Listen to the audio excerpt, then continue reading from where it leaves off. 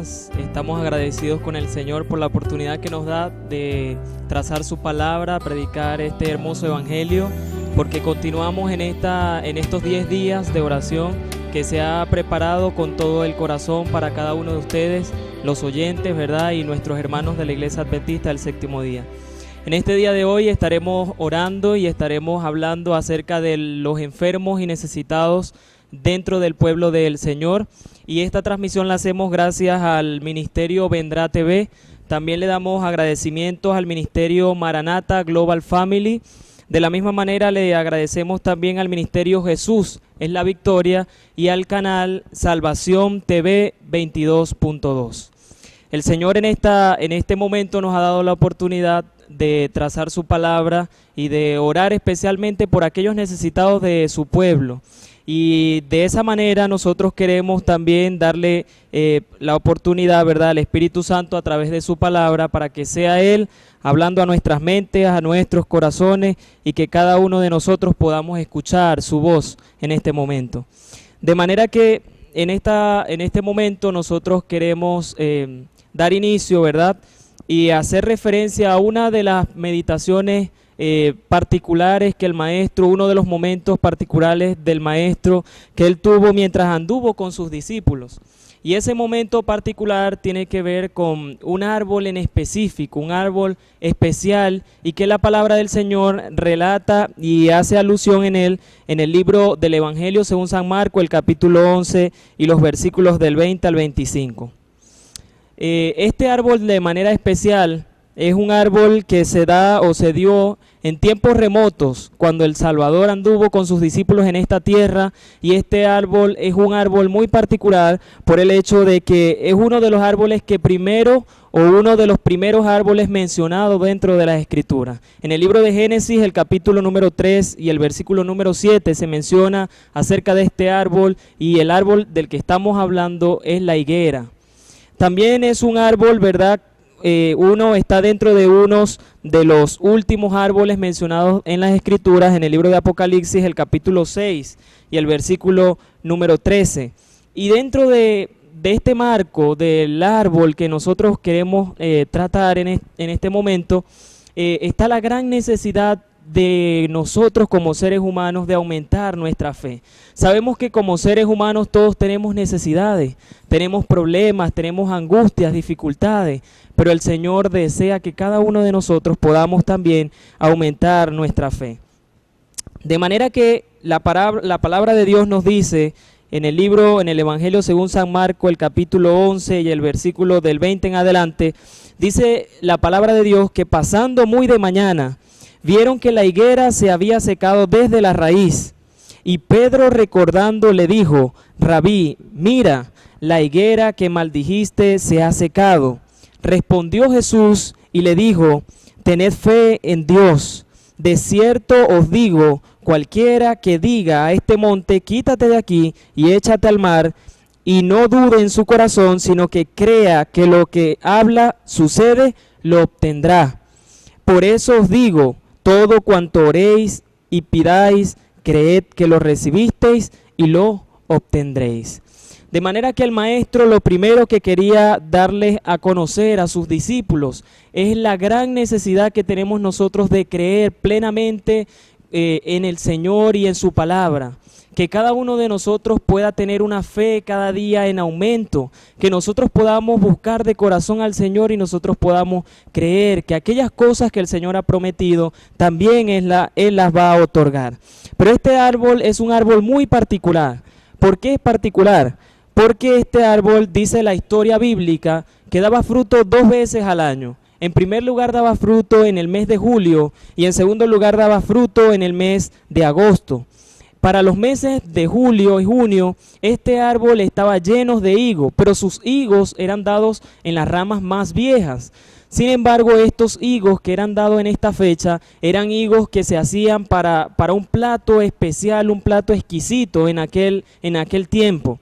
Y los frutos que se daban en el mes de agosto era también preparado, ya eran puestos al sol, ¿verdad? Y eran hechos en tortas. De manera que el pueblo, mientras comía estos higos, podía saborear la frescura de cada uno de ellos en sus 2 temporadas. Sin embargo, cuando el maestro pasaba en aquel momento, ¿verdad?, por aquella región y vio esta higuera, la encontró que no tenía higos. No era el tiempo de los higos. Sin embargo, el Señor, poco antes del pasaje que acabamos de leer, el Señor da una maldición acerca de esta higuera y esta higuera se seca por completo.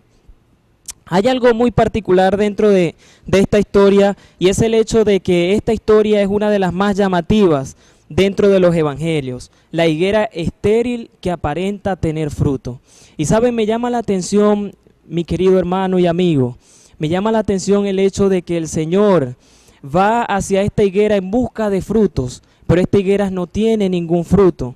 Y saben, muchas veces la condición del ser humano puede llegar a estar como esta higuera. Muchas veces nosotros como cristianos tal vez podemos llegar a estar en esta condición de tal vez asistir a la iglesia, de tal vez compartir el evangelio, pero internamente no tenemos fruto. Y el Señor pronunció una maldición acerca de esta higuera por el hecho de que no tenía fruto. Y saben, he buscado para beneficio de cada uno de nosotros el concepto de lo que es creer dentro del pasaje bíblico, dentro de lo que es el texto bíblico. Y el comentario bíblico adventista dice acerca de la palabra o del verbo creer, dice que es la confianza del corazón y de la mente en Dios y sus caminos que nos conducen a actuar en armonía con su soberana voluntad. De manera que cuando nosotros ejercemos fe en el Señor y creemos en su palabra, nosotros nos sometemos a la voluntad del Señor. Buscamos hacer siempre la voluntad del Señor. Pero hay otro concepto que también he buscado acá en el diccionario bíblico cristiano. Dice que la palabra creer, dice, o la palabra fe, en una voz pasiva, quiere decir que es creer lo que Dios nos ha revelado porque Él es la verdad. De manera que cuando nosotros actuamos y creemos en Dios, nosotros lo podemos llegar a hacer, ¿verdad? Y podemos llegar a creer porque sencillamente Él es la verdad. Pero también cuando este verbo es mencionado en las Escrituras de una manera activa, cuando es de una manera que se ejerce la fe, que se ejecuta esa fe, dice que es fidelidad a una persona o a una promesa. Fidelidad a una persona o a una promesa. Y cuando nosotros ejercemos fe y creemos en lo que Dios nos ha dicho a cada uno de nosotros en su palabra, nosotros podemos estar seguros, completamente seguros de que es el Señor quien va a cumplir sus propósitos en nuestras vidas. Pero saben, esta palabra fe también figura 3 veces en el Antiguo Testamento. Y también nosotros podemos encontrar la palabra creer 43 veces dentro del Antiguo Testamento. Ya para el Nuevo Testamento la palabra fe y la palabra creer aparecen por lo menos unas 450 veces. Y solamente en el Evangelio según San Juan 90 veces es aparecida esta palabra fe y creer.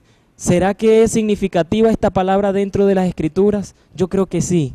Y el Señor quiere llamarnos la atención al hecho de que Él desea aumentar nuestra fe. Él desea que cada día nosotros podamos vivir completamente confiados en su palabra y en sus promesas.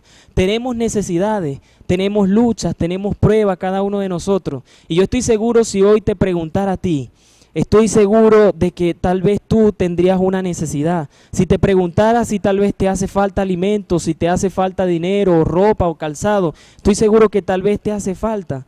Pero saben, hoy el Señor quiere que tú creas en su palabra y que creas que Él te puede ayudar también. Y hay por lo menos cuatro principios que yo puedo sacar acerca de esta hermosa historia que nos relata el Evangelio según San Marcos. Y el primer principio acerca de la fe y del creer y la confianza que nosotros debemos de tener en el Señor es que la fe como tal tiene promesas. La fe tiene promesas. Y dice el Evangelio según San Mateo, el capítulo 21 y el verso número 22, dice, hablando el Señor Jesús, ¿verdad?, a sus discípulos, le dice que todo lo que pidiereis en oración, creyendo, lo recibiréis. De manera que cuando nosotros oramos al Padre Celestial y le pedimos algo, si nosotros lo hacemos confiando plenamente en su palabra, nosotros lo podemos obtener, ¿sí? El segundo principio que nosotros vemos dentro de las Escrituras es que la fe es una fe que da frutos. La fe no es una fe tranquila que de repente no tiene ninguna acción, sino que la fe constantemente está dando fruto. Y la palabra del Señor nos dice en el Evangelio según San Juan, el capítulo 15 y el versículo 5 y 16, hablando el Señor Jesucristo también a sus discípulos, les dice el Señor, yo os he elegido a vosotros y os he puesto para que llevéis y vayáis y llevéis frutos, y vuestro fruto permanezca para siempre. De manera que cuando nosotros ejercemos la fe en el Señor y creemos plenamente en Él, es una fe que va a dar fruto, es una fe que actúa, no es una fe que sencillamente nosotros decimos, sí, yo creo, sino que es una fe que también ejerce fruto, y esos frutos, dice la palabra del Señor, permanezcan para siempre. En tercer lugar, o el tercer principio que también nosotros encontramos dentro de las Escrituras, ¿verdad?, es que la fe como tal no es ociosa, ¿sí? No es una fe tranquila, ya lo he dicho antes. Y en el libro de San Marcos, el capítulo 2 y el versículo 4 y 5, en medio de una situación donde el maestro estaba enseñando en una casa, relata allí la historia de que unos hombres trajeron cargados a un paralítico. Y en medio de su fe, dice la palabra del Señor que estos hombres, ¿verdad?, colocaron a este paralítico en medio del maestro, pero lo habían descendido, lo habían bajado por el techo. Y dice la palabra del Señor allí en el verso 5, que al ver Jesús la fe de ellos, pero esta fe no era una fe que sencillamente el paralítico había dicho, bueno, yo creo que Jesús me puede sanar de esta enfermedad, no, sino que al igual que cada uno de nosotros, como lo debemos de hacer, este hombre le había dicho a sus amigos, miren, llévenme allá donde está el maestro. Es una fe que se mueve, es una fe en movimiento, no es una fe ociosa. Y el cuarto principio que también nosotros podemos encontrar dentro de las Escrituras es que la fe es probada o está sujeta a pruebas. Nuestra fe es una fe probada o está también sujeta a pruebas. Y dice el Evangelio según San Lucas, el capítulo 22, el verso 32 y 33, el maestro hablándole a su discípulo Pedro, en medio o antes de que Pedro pudiera negarlo a él, le dice que el enemigo estaba presto para tentarle. Y dice la palabra del Señor en el verso 33, que el maestro lo miró luego y le dijo, pero yo he rogado por ti que tu fe no falte, y tú, una vez vuelto, confirma a tus hermanos. De manera que nuestra fe, aunque nosotros como cristianos la tenemos, ¿verdad?, nosotros vamos a llegar a ser probados, vamos a llegar a ser también tentados por el enemigo, y es allí donde se va a poner a prueba nuestra fe. Es allí donde nosotros vamos a poder ver realmente si confiamos plenamente en el Señor. Es allí donde nosotros vamos a ver qué tan grande es nuestra fe en el Señor. Y aún en medio de las necesidades y las dificultades, yo te puedo hoy decir de que el Señor es grande para hacer contigo bendiciones si tan solo tú puedes creer. Pero saben, nosotros podemos llegar a tomar también la oración. Podemos llegar a tomar la oración como un acto de fe. Y cuando nosotros tomamos la oración como un acto de fe, como un acto donde nosotros buscamos a Dios de corazón, como un acto donde nosotros le entregamos al Señor todo lo que somos y lo que tenemos, este acto puede fortalecer así nuestra fe. También nos produce a nosotros confianza y certidumbre dentro de nuestros corazones, nos estimula también a la obediencia, y además de eso nos acerca a Dios. Cuando nosotros buscamos al Señor en oración, no solamente ejercemos fe en el Señor, sino que también nos acerca más al Señor y hace que nosotros podamos obedecerle cada día más. Por último, yo quisiera decirte también de qué realmente trata la fe. ¿Qué será lo que tiene que ver la fe dentro de nuestra vida? Al fin de cuentas, ¿de qué se trata la fe cuando nosotros somos cristianos? La palabra de Dios dice en Marcos 15, 32, dice que 31, perdón, verso 31 y verso 32. Dice la palabra del Señor que de manera que también los principales sacerdotes en medio de la crucifixión de Jesucristo, dice que los sacerdotes se estaban allí burlando del Señor y se decían unos a otros con los escribas: a otros salvó, pero a sí mismo no se puede salvar. El Cristo, Rey de Israel, que descienda ahora de la cruz para que veamos y creamos. ¿Será que la fe al fin de cuentas trata acerca de ver para creer? ¿Será que nosotros necesitamos ver para poder creer en el Señor? ¿Saben? La palabra de Dios nos dice de que más bienaventurado es aquel que aunque no ha visto, cree plenamente en el Señor. Y somos bienaventurados, querido hermano, cuando nosotros creemos y confiamos en el Señor, aun cuando Él no ha hecho algo extraordinario en nuestra vida. Pero el Señor Jesucristo desea que nosotros podamos creer en Él, creer en lo que Él ha dicho y creer también en aquellas cosas que ha prometido para cada uno de nosotros. Y por último, yo quisiera decirte que la fe sencillamente es una obediencia incondicional. La fe también es una confianza absoluta y es una entrega total. ¿Queremos nosotros aumentar nuestra fe en medio de un mundo que está lleno de incredulidad? ¿Queremos nosotros confiar plenamente en el Señor? En este momento yo te invito para que tú puedas creer y puedas confiar al Señor porque Él es grande, porque Él es Dios, porque Él es la verdad, porque no hay otra cosa en este mundo en el que nosotros podamos confiar plenamente y que nos dé resultado. Cristo Jesús es el único camino, es la única verdad. Es el único que puede darnos a nosotros todas aquellas cosas antes de que nosotros se las pidamos. De manera que en este momento yo te invito para que cada día nosotros podamos confiar plenamente en el Señor y colocar nuestras necesidades, colocar también nuestras cargas, nuestras luchas en manos del Señor. Que el Señor te pueda bendecir y en este momento te invito para que oremos juntos al Señor y de esta forma podamos confirmar así nuestra fe. Oremos.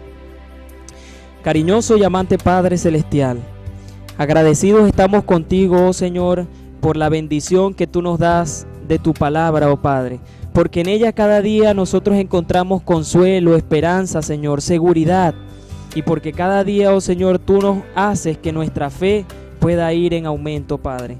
Permite que nosotros podamos confiar plenamente en ti, aún en medio de las dificultades que atravesemos, oh Señor, aún en medio de las tribulaciones que estén sucediendo a nuestro alrededor, aún en medio de los huracanes que estén a nuestro alrededor, oh Señor, nosotros podamos confiar plenamente en tu palabra y estar seguros de que así como tú lo has prometido, tú lo has de cumplir, oh Señor. Aumenta cada día nuestra fe, oh Padre, y permite que nuestra fe pueda hacernos, Señor, avanzar cada día en esta vida cristiana, oh Señor, y podamos nosotros todos juntos al final levantar nuestros brazos en victoria, oh Señor, y decir: este es nuestro Dios, le hemos esperado y Él nos ha salvado.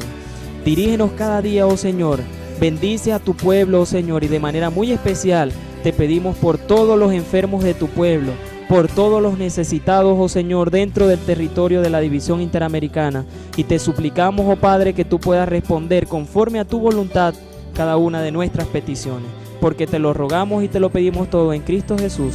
Amén.